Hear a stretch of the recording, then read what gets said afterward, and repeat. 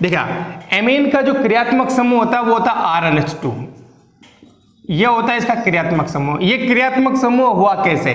Amine का जो निर्माण होता है वो होता है अमोनिया से, ठीक है ना। अमोनिया में नाइट्रोजन 3 हाइड्रोजन बंधों से 3 हाइड्रोजन से इस प्रकार से जुड़ा रहता है। जैसे जैसे एक एल्किल समूह हाइड्रोजन को प्रतिस्थापित करेगा एमीन बनता जाएगा।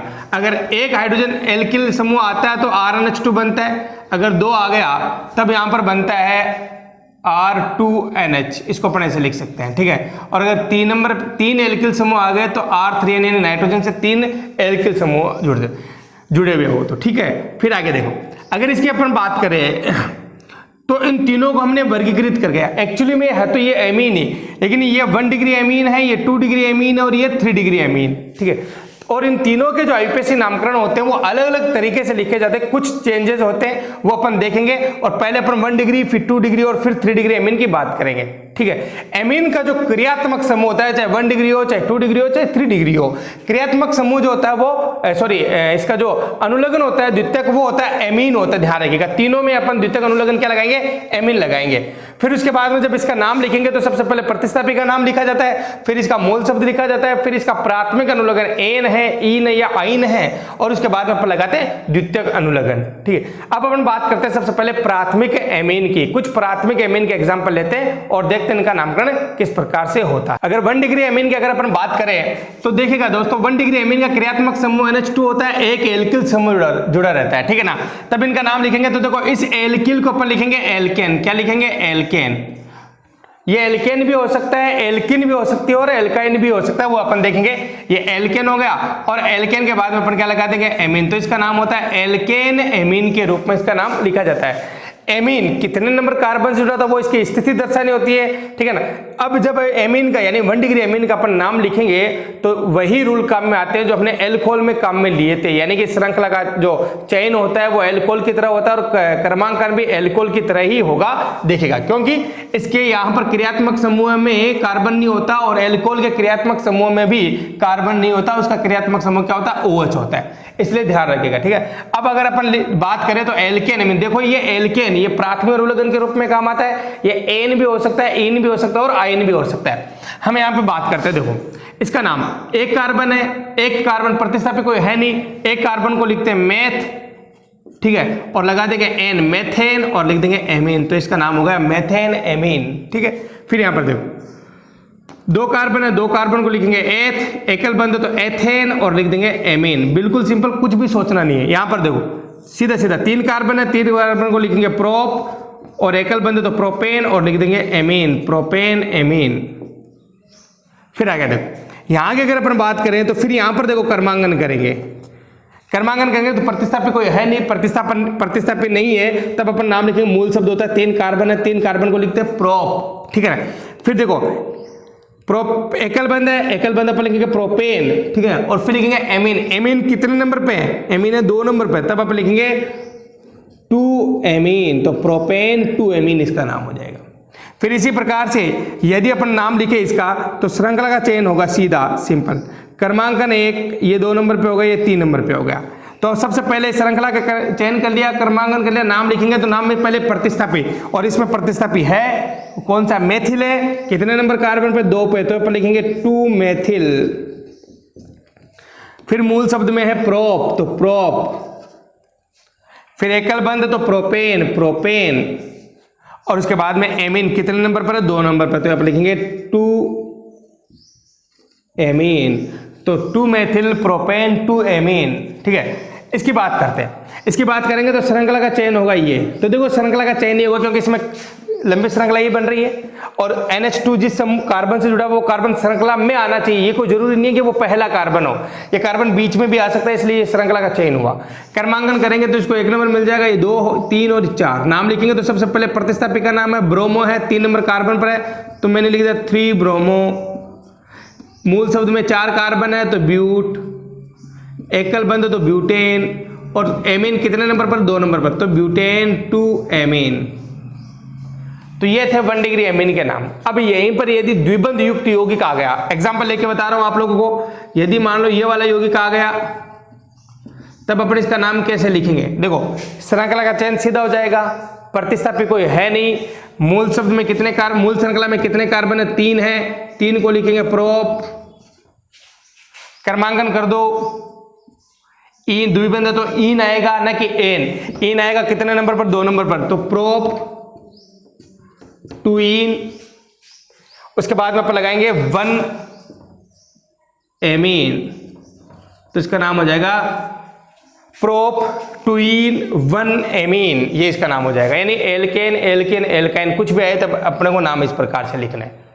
अब इनके सामान्य नाम देखते हैं। सामान्य नाम में सेम करना क्या है, हल्की सी चेंजिंग आपको करनी है, वो करनी है कि एल्केन को, इस एल्केन को किस में बदलना है, एल्किल में बदलना, बस ये इसका सामान्य नाम हो जाएगा। जैसे यहाँ मेथेन है तो क्या होगा, मेथिलेमीन, एथेन एथिलेमीन, प्रोपेन प्रोपिलेमीन, और यहाँ पर प्रोपेन 2 नंबर पर है, प्रोपेन के 2 नंबर पर है, इसका मतलब हो गया आइसोप्रोपिलेमीन। प्रोपेन में 2 नंबर बंद बनाता है कार्बन, तब अपन कहेंगे उसको आइसोप्रोपिलेमीन।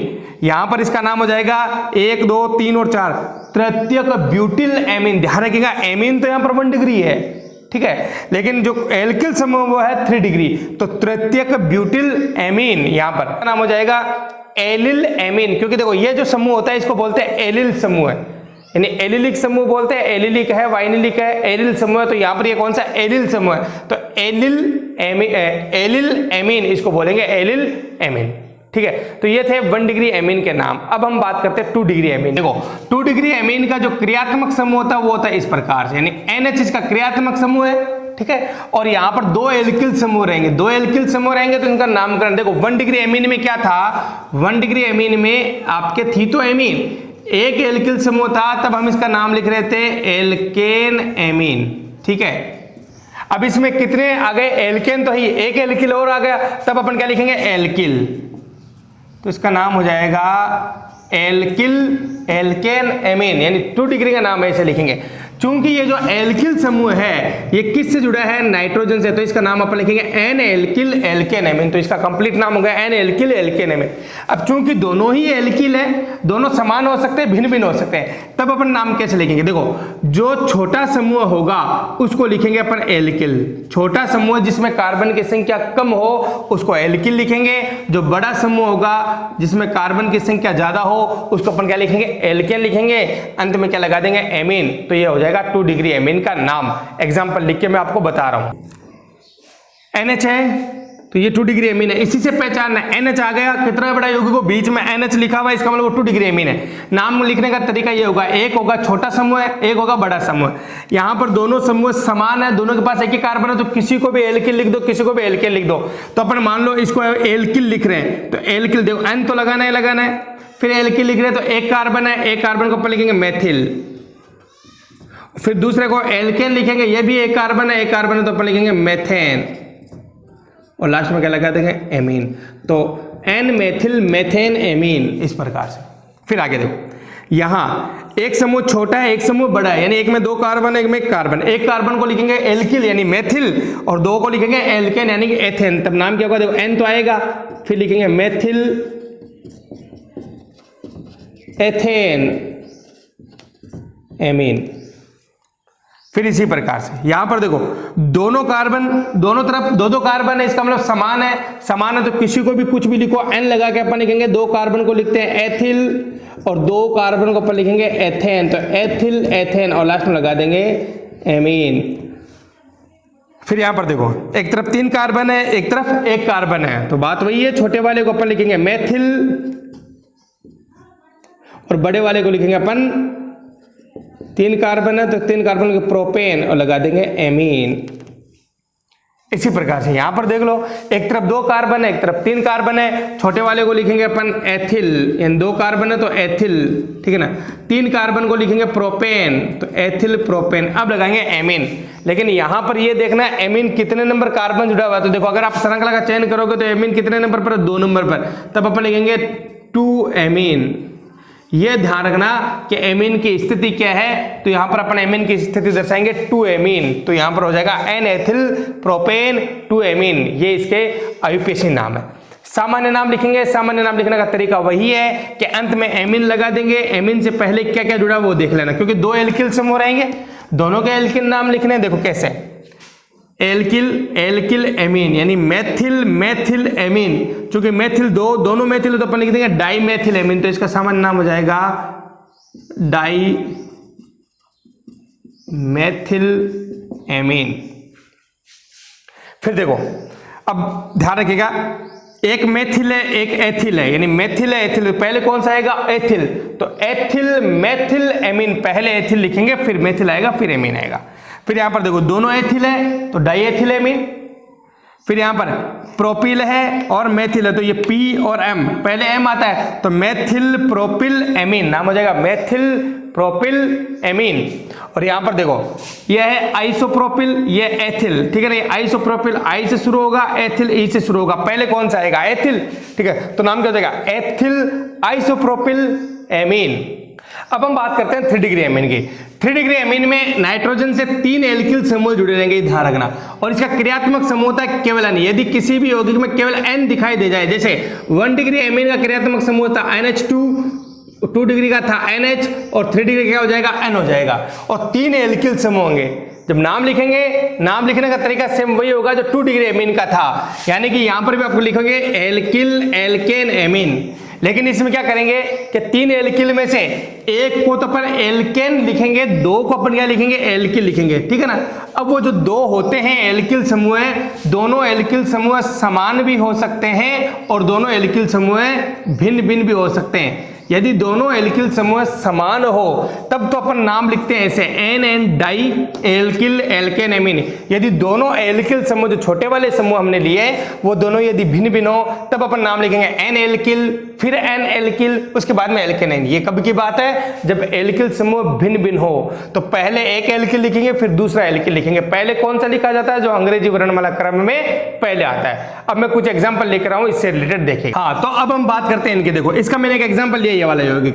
इस यौगिक में 3 एल्किल समूह है, ठीक है ना। 2 को अपने को छोटा मानना है तो 2 एल्किल समूह जो छोटे रहेंगे, लेकिन यहाँ पर तीनों के पास सेम कार्बन है तो किन्हीं भी 2 को मान लो। मैंने इन दोनों को मान लिया छोटा समूह है, ठीक है ना।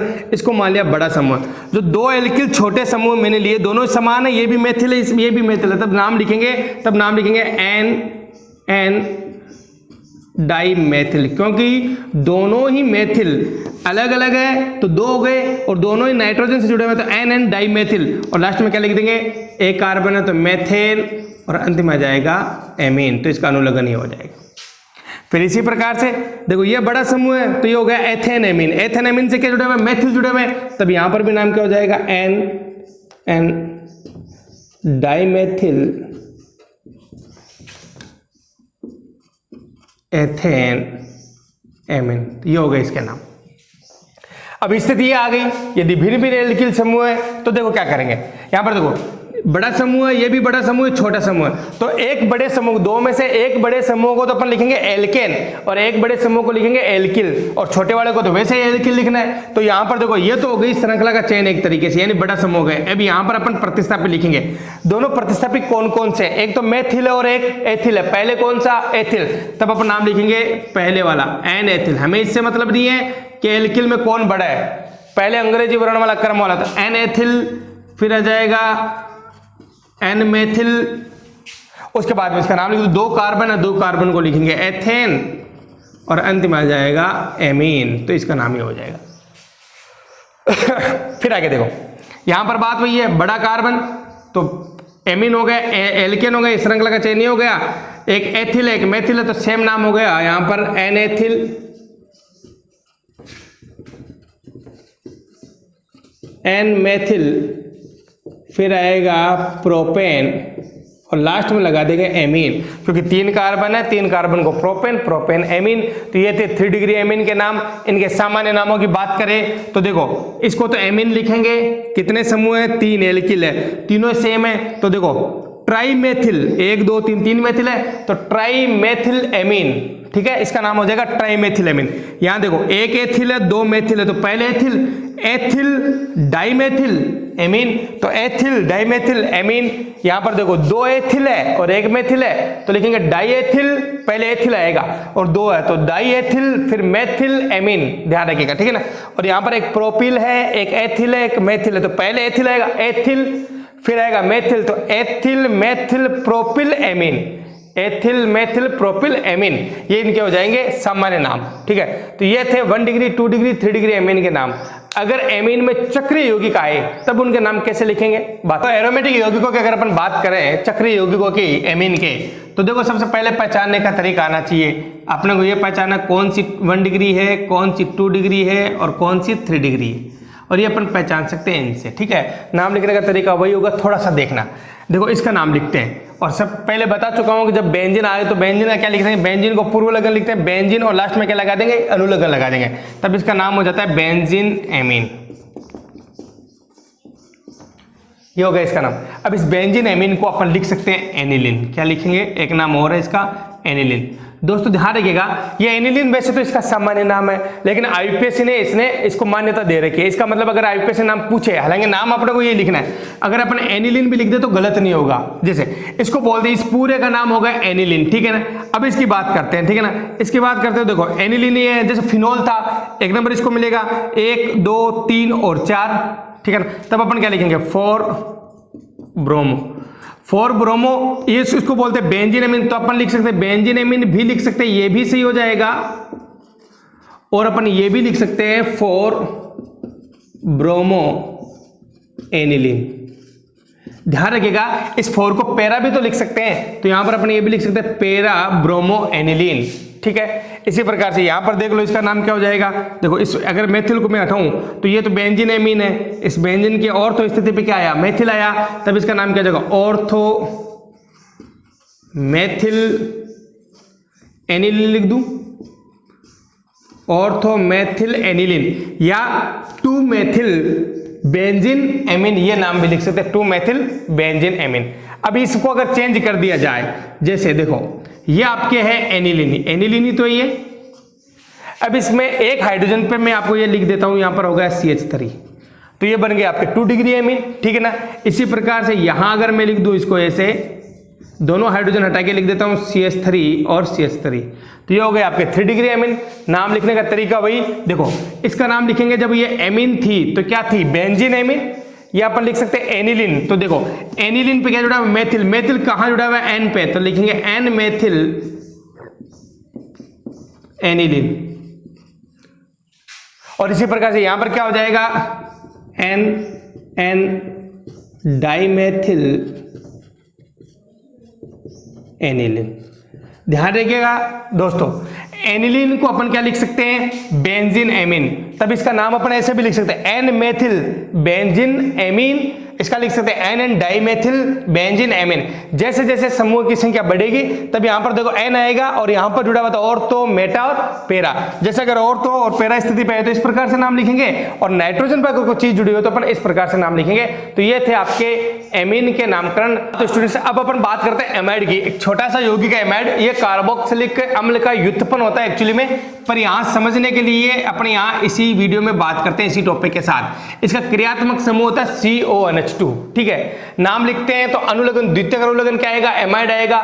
चूंकि क्रियात्मक समूह कार्बन है तो कार्बन जो होता है वो श्रृंखला का चयन कार्बन के साथ होता है, 1 नंबर कार्बन को मिलता है। यौगिक मैंने लिखे हैं, सिंपल सा है, कितने कार्बन है, 2 कार्बन, 2 को क्या बोलते हैं, एथ। ठीक है, तो नाम लिखता हूं एथ, एकल बंध तो एथेन, और लास्ट में क्या लगा देंगे, एमाइड।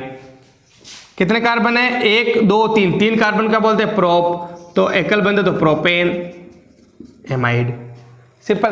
फिर यहां देखो कितने कार्बन है, 1 2 3, 2 नंबर पे क्या है, मेथिल जुड़ा हुआ है, तब अपन क्या लिखेंगे, 2 मेथिल,